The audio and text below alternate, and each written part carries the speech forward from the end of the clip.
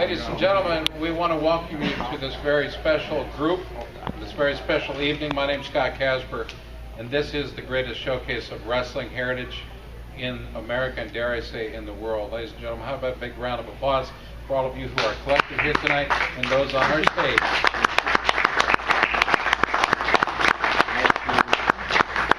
One day, the class of 2011 will be enshrined here at the Hall. And we've got a great program to talk about just how that will happen, some of the things that are going on, and some of the things that these men in front of you here will help to make happen. Okay? Let me introduce those that are sitting next to me. To my right, he is the Executive Director of the National Governing Body of USA Wrestling. Ladies and gentlemen, Mr. Rich Bender.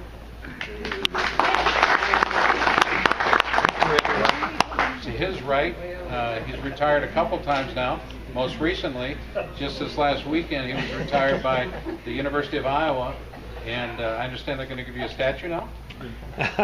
Well, they're going to make it 7 foot tall. You know, it's about time we do something in wrestling that's bigger than ours. Like Phil Hattie said, you're retired, not buried, though. So let's remember that. Yeah, I don't need that. They started with his shoes. Didn't they brass plate the shoes first, and now they're going to do the... They're not really going to bronze me. They're going to gold me.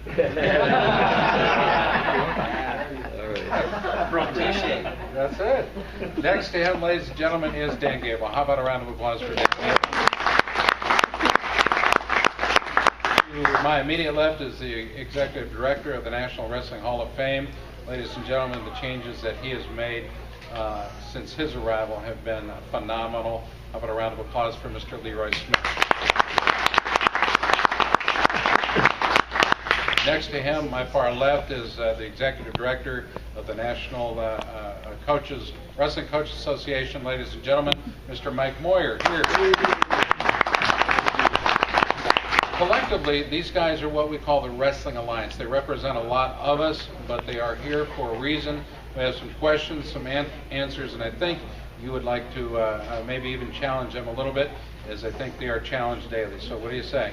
Ladies and gentlemen, we're going to pose a question to each of them about our sport. First of all, I think I'd like to talk about what they see that is special about confronting our sport today. What are some of the biggest problems confronting our sport?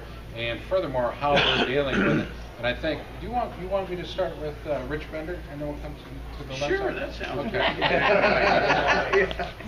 Let's start with Rich Bender. Rich, some of the problems that are confronting our sport, and how is USA Wrestling, as a member of the Alliance, dealing with it? Well, I'd like to rephrase that to say opportunities. I mean, certainly, I think our sport isn't without challenges, but I think, the biggest challenge that we face, or opportunity, is maintaining our relevance, our sport relevance within society. I think, and Mike, I'm sure will talk about participation numbers in the sport, but I think that's, there's more opportunities for the youth in this country to participate in other sports than there's ever been. I mean, I think, obviously, we're dealing with technology challenges and other opportunities for kids to be distracted from participating in what we know is the greatest sport on the planet. And I think, probably if there's one single challenge that we face as a sport, it's maintaining our relevance. And I think many people saw the news yesterday of the $4.3 billion television contract that the International Olympic Committee signed with NBC. And I think, obviously, we as an Olympic sport have an incredible opportunity and a platform there to really solidify our relevance. And I think, as a national governing body, we have a significant responsibility to do all we can to promote the sport and just create relevance for wrestling in a broader sports audience. I mean, many of the people in this room and everyone on this stage drank the Kool-Aid. We know what the sport does for our youth. We know what the sport means to us when we're involved in it. But I think, as a national governing body, we've got to tell that story, build the brand of wrestling, and something I think we take very seriously. And I think in this day and age, it is a challenge, and relevance, I think, is the most important thing that we should be focused on right now. Dan, in as much as you just retired, your job really now just begins. You have been an ambassador to our sport. You understand what our sport has gone through more than most over the last 20 to 30 years. What do you see are some of the problems facing our sport, and how do you see we are reacting in a positive way or in a negative way? You have a 1-hour time limit on your end.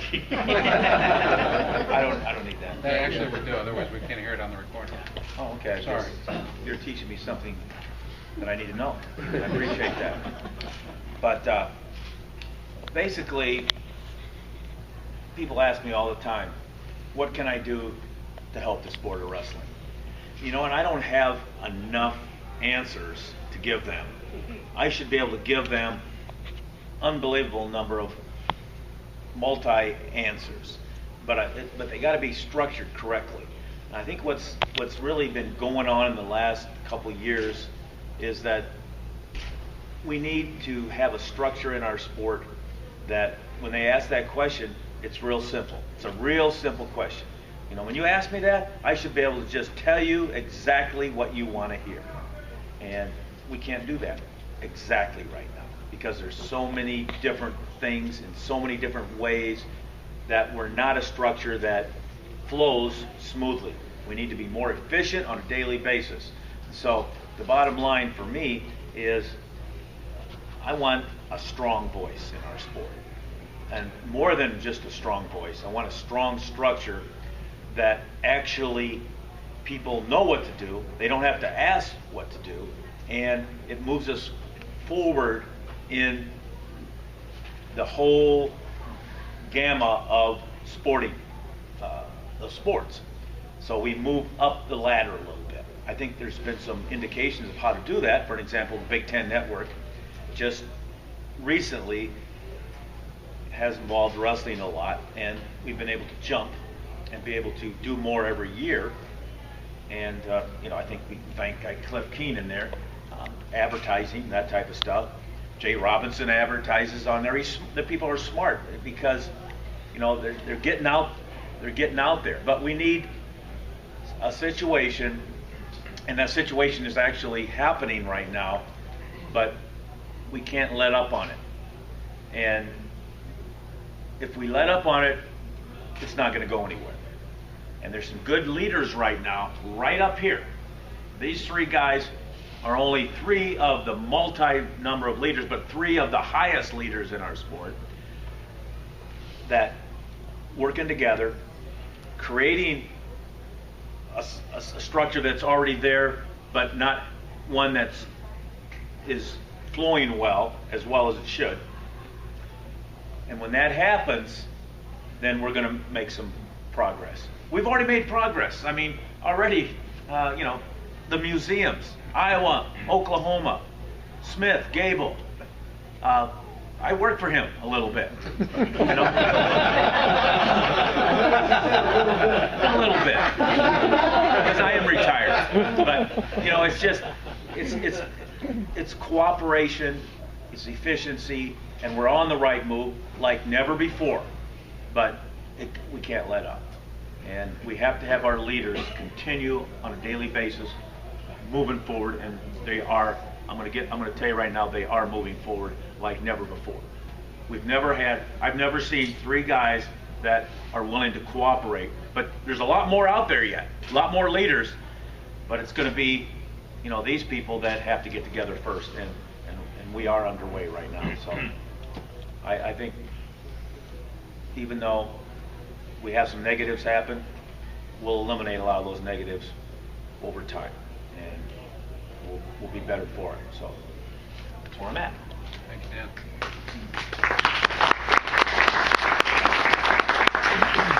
Now remember, at his age, no sudden movements by any of you, okay? I wasn't there for the dinner. Nothing. Mike, we're not the only sport that is experiencing challenges. We seem to think we are because we are involved in the sport. But every sport at the collegiate level is under fire. Every sport across the land is under fire. Wrestling seems to be getting a lot of attention from us. Is it getting the right kind of attention from the rest? What are your thoughts? Where are you? Where is the National Wrestling Coaches Association? What are you doing? Bring us up to speed. Well, thanks, Scott, and you're absolutely right. It's not just wrestling. All the Olympic sports are really experiencing significant challenges on college campuses across the country. I do want to echo, though, what Rich and Coach Gable mentioned on the front end of their comments. We have a lot to celebrate in our sport. 72 new intercollegiate teams have been established in the last decade.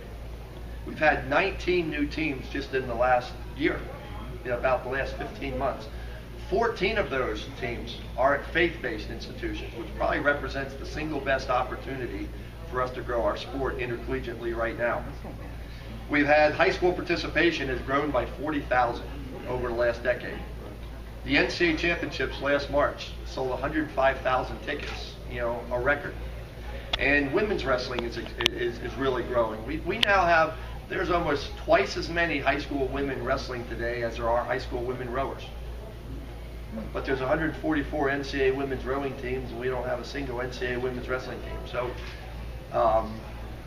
we have some work to do, but there is a lot to celebrate. But when we talk about challenge, the single greatest threat as our organization sees it, and our mission, by the way, is to grow, increase the number of wrestlers, coaches, and wrestling programs at every level, youth through college. And if we do our job well, there's a bigger pool for USA Wrestling to select the next generation and future generations of Olympians and world champions. But the Division I intercollegiate athletic business model is terribly broken, and everybody knows it, and it's not sustainable. Men's gymnastics has 16 intercollegiate teams left before it's extinct. And I could go on and on with other Olympic sports. But, so it's not just wrestling, it's all Olympic sports. Secondly, there's a minimum requirement that institutions only have to sponsor 6 men's sports and 8 women's sports. So hypothetically, a Division I institution could sponsor football, basketball, and track, which counts as 3 sports, indoor, outdoor, and cross country, even though it's the same athletes. And you throw in golf or tennis or baseball, and there's your 6 sports. So from a policy standpoint, there isn't much incentive for Division I schools to sponsor broad-based intercollegiate athletic programs. There's a term that gets used in Division I athletics a lot. It's called focused excellence. Essentially what that means is we're going to, athletic administrations are throwing more and more resources at fewer and fewer student athletes, fewer and fewer teams. So the idea is we want to compete for a national championship in whatever sports we're going to have. We're going to migrate away from broad-based participatory philosophy. Of course, we have the economy, and then we have the implications, the interpretation of Title IX and other governmental regulations. So I guess what I'm trying to say is there's some significant undertone against the Olympic sports, and which is why there's never been a more important time in the history of our sport for it to be united. And not just the 3 organizations within the alliance, but as Coach Gable said, there's lots of great wrestling organizations across the country doing a lot of great things. We need to figure out how we all work together, minimize duplication of efforts, pool our resources, those types of things. One of the other challenges that Olympic sports have in general is that there's no licensing requirements of a coach. Coaching is one of the few occupations that I can think of that doesn't have any licensing requirements as a condition for employment. You think about it, to be a hairdresser, a bricklayer, a teacher, or whatever. In fact, when you think about how much time a student spends with a teacher, it pales in comparison to how much time a student spends with a coach. Yet, for the most part, there's really no licensing requirements. So that's something that really needs to be addressed. So what's the NWCA doing to try to address these challenges? Well, one of the things is we've invested very heavily into a CEO leadership training program, which is designed to accomplish 2 things. Number one, to make sure our intercollegiate wrestling programs at all levels are maintaining a very close alignment with educational values. We want wrestling's graduation rate at the college level to be number 1 of all sports. We want the eligibility and the retention rates to be number 1. We want the community service to be number 1. We want the coaches to be out in the community speaking at the Rotary clubs and the Kiwanis clubs. We want to set the bar so high in our sport that it becomes the standard for all other sports to follow. And it all comes back to we have to have the most proficient coaches in the world. And we have to train them, we have to provide We have enough funding to provide a full scholarship for every head college wrestling coach in the country and a selected number of assistants. So that's one piece of it. I mentioned earlier that we have 14 of the 19 new college programs that have been established in the last 15 months are at faith-based schools. So we've just partnered in 2 weeks. We're blending our CEO Leadership Academy with the Fellowship of Christian Athletes. They've just established a wrestling-specific ministry. And they're going to deliver the faith-based components. But one of the things we have to do is we got to train coaches quickly to be able to serve at the helm of these new intercollegiate programs that are being established. And by the way, in the last year, we've gotten our first college program from Texas, Arkansas, Georgia, all at faith-based institutions. So that's a big piece of it. I mentioned earlier about the broken intercollegiate athletic business model, and it is terribly broken. But we're doing a proof of concept right now out in California. One of the things that's common among mid-major and lower-level Division I programs is that the majority of the intercollegiate athletic department budgets are funded with student fees. So we've been able to work with state legislature in California to provide more autonomy to the student governments in how their student fee money gets allocated. It's not unusual where 75 to 95% of an athletic department budget is funded with student fees. Yet it's not uncommon for the students to have no say in how those fees get allocated. So we're seeing upwards to 10 Olympic sports get eliminated at one time on college campuses. So we're positioning it such that student government can stand up and say, no, this is our money. We want to maintain a broad-based program.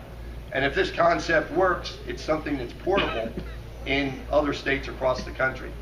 So it's still, we got a lot of work to do. We're right in the middle of it right now, but we're making good progress, and that's an example of something where we work collaboratively with USA Wrestling and their state group out in California, come up with about $100,000 to fund this project. And then lastly is we spend a lot of time just advocating on behalf of the sport.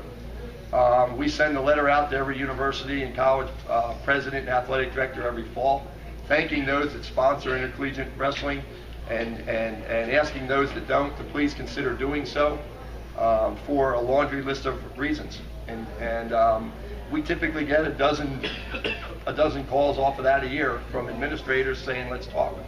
So if we've had 70 new programs in the last 10 years, hopefully the next 10 years we can double it and have 140 more and continue to have that kind of growth. So that's sort of where we are and what we're trying to do. But I'd be the first to say the challenges are so much bigger than what the NWCA can do by itself. And without a strong alliance and without a lot of help from a lot of other entities across the country, we're going to have very marginal success. And so we look forward to really becoming more organized as we move forward. You know, we have had success. 77 programs in a decade, 50 programs at the high school level in the state of Arkansas, 3 college programs in the state of Arkansas in under 3 years. I mean, we are having success. So, you know, with this triad, this alliance we have here, I gotta believe as we work together, we will be that much stronger. With your support, I think we will be as well. We have to rely on the other component, that is the history of our sport, where we wrestle on the backs of those that have wrestled before. Leroy, what is the National Hall of Fame? What is the Gable Museum doing? What are you guys doing as far as now and in the future? Well, I think you're absolutely right. You know, there's an old saying that when culture societies lose appreciation for their history, so goes their culture. And so we certainly want to see the culture of wrestling grow. We need to sustain it, grow it, and that's what this alliance is all about. And as Dan said, you know, we have some serious challenges, and Rich and Mike pointed out. I think from the standpoint of the National Wrestling Hall of Fame, where we strategically come into this alliance is the fact that we do need to perpetuate our history in such a way that it inspires future generations. But more so than that, we have to be so strategic with what we're doing right now, because we're challenged from so many different forces that are squeezing the sports and wrestling, of course. And so the way I look at it is that we have this huge constituency model with all these different entities that we have to have a message for. We have to educate. We have to inform people. So we, as the Hall of Fame, think that our board feels that we can play an important role there, and we need to be playing a more important role in delivering the messages of the benefits and values of the sport. And we do it through the lives of our legends in the sport.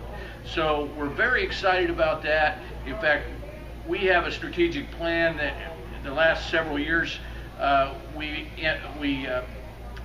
began the process of doing a long-range strategic plan and identified several goals, several initiatives, but the big one being that, as Dan alluded to, Coach Gable alluded to, that we need to be reaching more people. Not only do we need to be reaching specific groups of people, such as obviously parents, potential parents of of the youth of the country, to why they should engage in wrestling, but to females that are leaders in administration now in the school systems across the country. We need media. Media is no longer aware of wrestling. They don't really know how to write a story on wrestling. The ones that are within the sport and follow the sport do, but the majority of our media across the country won't write about it. They won't put it on the air.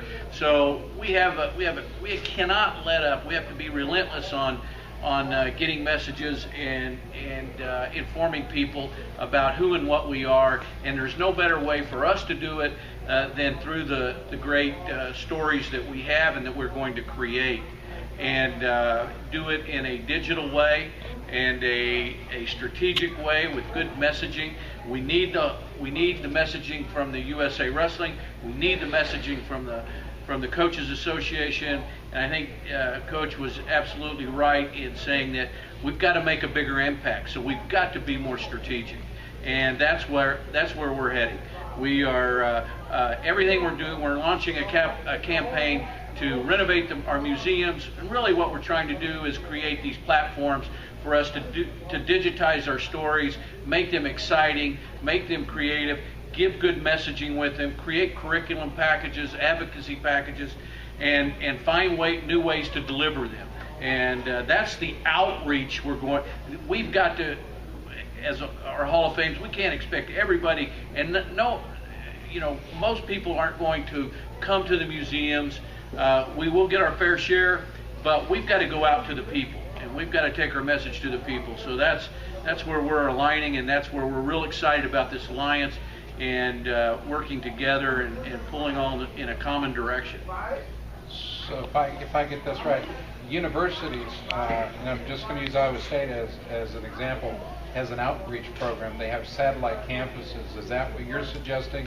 Not just for the National Wrestling Hall, but as far as the education, the entertainment, the informing of the general public. You're suggesting that we go to the people as opposed to expecting the people to come to us. Is that right? Absolutely. We're doing that. We've done that with our partnership with the Gable Museum in Waterloo as a platform for us to deliver these messages from and create this experience that people can come and see and feel and touch and smell.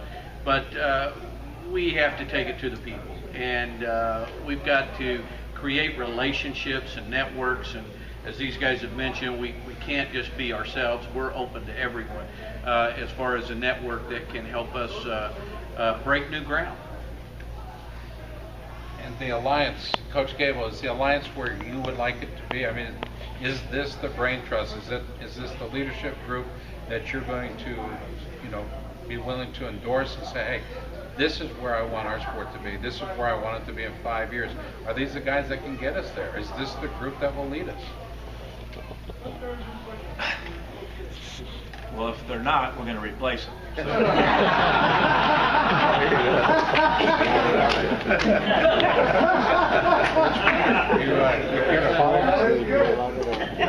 I couldn't agree more. I mean, obviously there should be a high level of accountability. I mean, this is a big responsibility.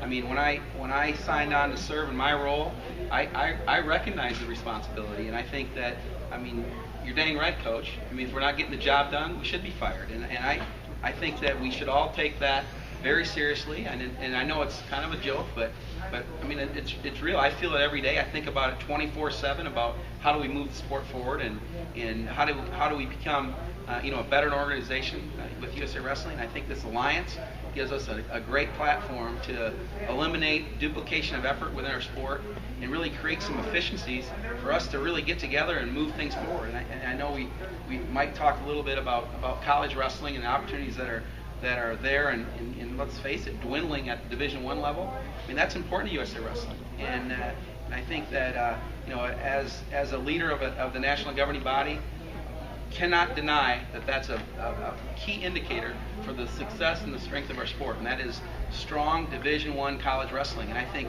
I wish I had a magic sword to wave around and start Division I programs on every campus in America, but I think that we've got to together use every resource that's available to us to figure that out. And I mean, it's great that the sport's growing at some other levels. I mean, obviously God was a wrestler, so it doesn't surprise me that we're growing at the faith-based level. But certainly, I mean, back to your comment, absolutely. I think I can speak for Leroy and Mike, and I know they take their roles very seriously as well. And certainly, I think there should be a high level of accountability, and ultimately, I think that should be the fate if we don't get the job done. You know what? I'm going to just go out on a limb here. I'm tired of protecting the sport. I want to stand up and I want to promote our sport. Our athletes deserve more than we've been giving them. These are the guys, these are our leaders, these are our friends. We have organizations that should be responsible to each other, and I think they are. I think they're interacting. I'm really encouraged by what I'm hearing here about the expansion and the renovation of our heritage, our museum, about what USA Wrestling is doing on an international level, about what our National Wrestling Coaches Association is doing. I'm very encouraged, but I, for one, as a member of the media, and I know Jason's here, and Kyle, and Craig, and Kent, those members of the media out there, I think, are tired of endorsing the idea that we have to defend the sport. We don't.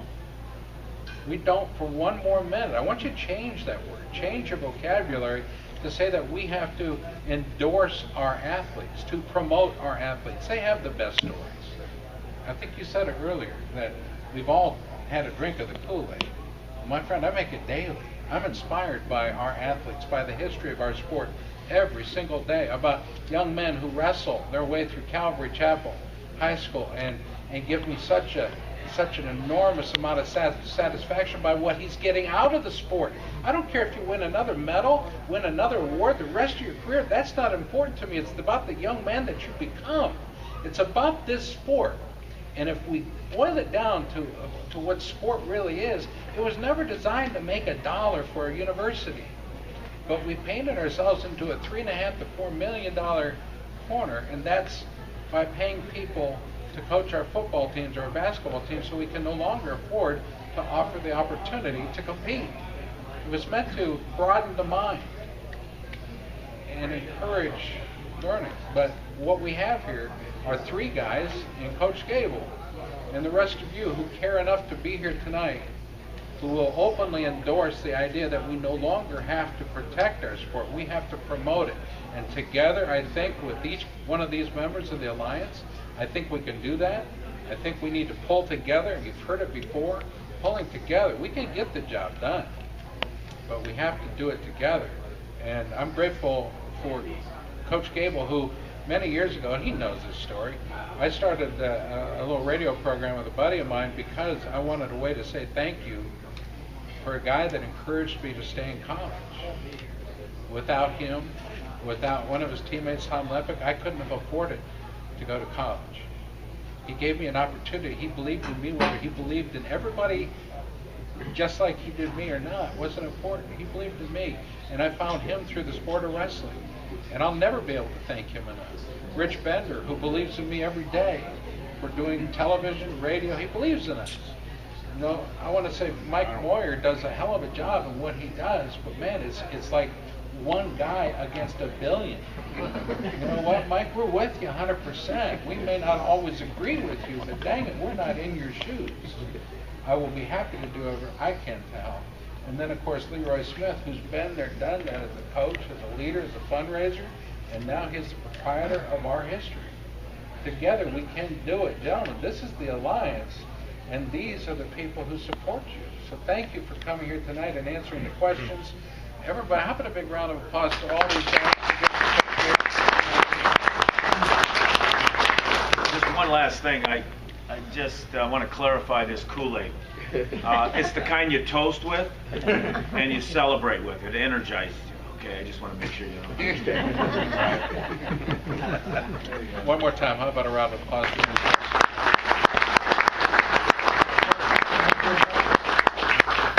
If you would like, does anybody have a question they'd like to ask any of our guests up here? One of our grand historians out here. Go ahead. Mike, has anyone ever entertained the idea that the NCAA is not the answer for Olympic sports at the college level, at least Division I? Well, one of the things I'll say about the NCAA is we work very closely with a lot of the staff members at the NCAA, and the rules and regulations that come out of the NCAA are really developed by the very presidents and athletic directors that are making these decisions at the institutional level. This one make very clear when we talk about it's an NCAA rule, it's not those men and women in the NCAA, but it's really the result of the administrators at the institutional level that are making these decisions. I think the reason that we need an alliance and the reason that we need to include the smartest people that we have access to is because the solution might be something that's incredibly innovative and incredibly way out of the box, and I don't think we can take anything off the table. I think we need to look at every and all options, and you never know what that one idea will be that ultimately, helps. And so it's that's a tough one to answer, but there's sometimes the answer doesn't lie in the most obvious answer. Maybe it's a more obscure approach that might be more effective. Richard Small. Mike, you mentioned, I think, gymnastics. What's down to 16? 16 men's teams left before it's extinct. Would you tell us what's happened with the other Olympic sports, swimming, cross, track and field, so forth? They're all losing programs. I mean, at the end of the day, there's just very little incentive for a Division I intercollegiate athletic department to sponsor a broad-based program. And they're just, what we have to figure out as a wrestling community is how we grow wrestling where it's at least at the top of the pile rather than at the bottom of the pile. This intercollegiate athletic business model, I really believe, will implode. It will eventually implode. We just have to do everything we can to make sure that wrestling's not part of the collateral damage along the way. Dick? Mike, I think the future of wrestling depends on the future coaches. I think wrestling has got to the point that the coach cannot just be a function in the wrestling room. That's probably the easiest thing he does. We have got to educate the coaches that it's not where the hand goes and the pressure goes and the leg goes. It's all the other things that a coach has to do because he's the face of the program. And if he can't sell the program, be a community leader, get his kids involved, wrestling's going on a dead-end street. And I think that's not going to happen next week. I think that program you're trying to put together and working on, until we can get through another phase of coaches and educate them to do that, we're going to have a big problem because the old coach knows the wrestling room. He doesn't know outside the wrestling room, and that's caught up with us. Where the other sports, not all, but other sports, have learned that earlier than we have. Well, and I just want to acknowledge that Coach Besnier was the head coach at James Madison University, one of the greatest mentors I ever had in my life. He gave me my first assistant coaching job and was the epitome of the CEO coach that we talk about. And so thank you. But what we talk about in our Leadership Academy is that there's no business doing business the same way today as they did 25 years ago.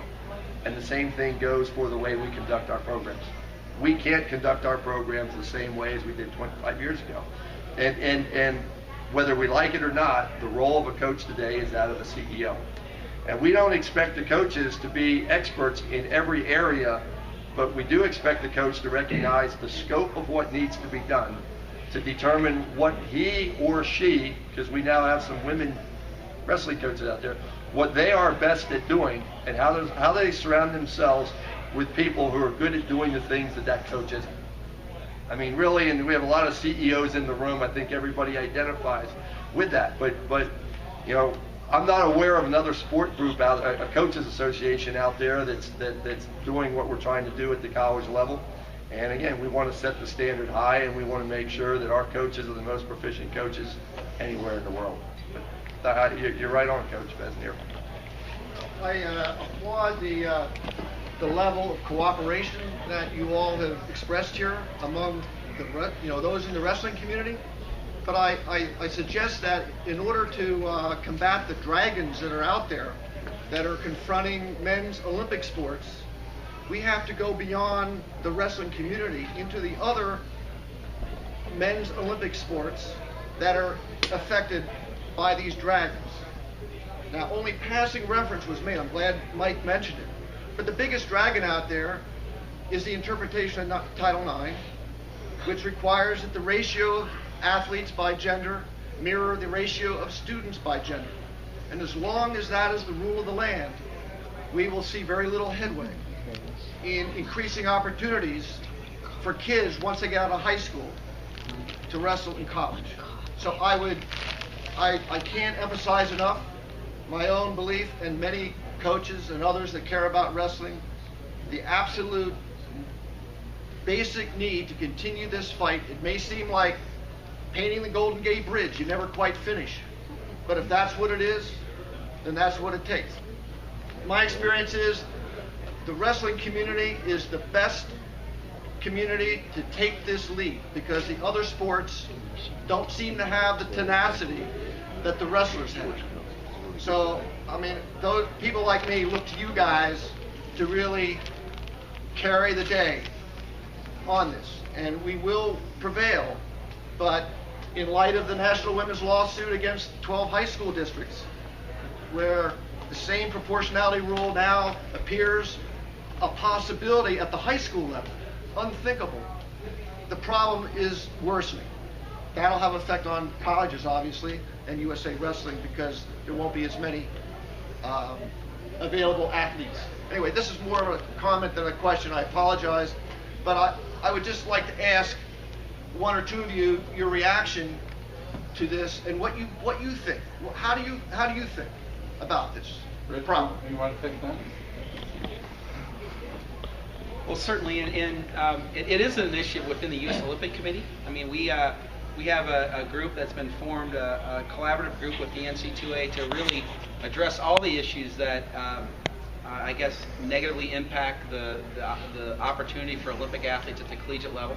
And Title IX certainly is, I mean, the misinterpretation or the unintended consequences of Title IX is certainly something that we're aware of. I mean, unfortunately, I don't know if there's like I said earlier, a magical sword that we can wave around and solve the problem. But certainly, I mean, obviously, I mean, the unintended consequences of Title IX is probably the reason we are struggling at the elite level. It is the primary reason, but I think it's certainly I guess in our best interest as a sport to not only focus just on that one challenge. I think we've got to look at all ways possible and available to us to strengthen the sport, and certainly I think I think Mike put it best. I mean, it's a model that's broken in college athletics. In the model with football and basketball is broken. And Title IX, I think, adds to that challenge. And certainly as a collective group, and we're committed to try to use whatever resource we can to address the issue and hopefully try to turn that around. I think that we're right on track from a standpoint of creating something that is stronger than is out there right now. Obviously, we're not as strong as we need to be. We get pushed around, even though we're wrestlers. And if you get pushed around too much, you go out of bounds, you lose a point. And the bottom line is we aren't strong enough.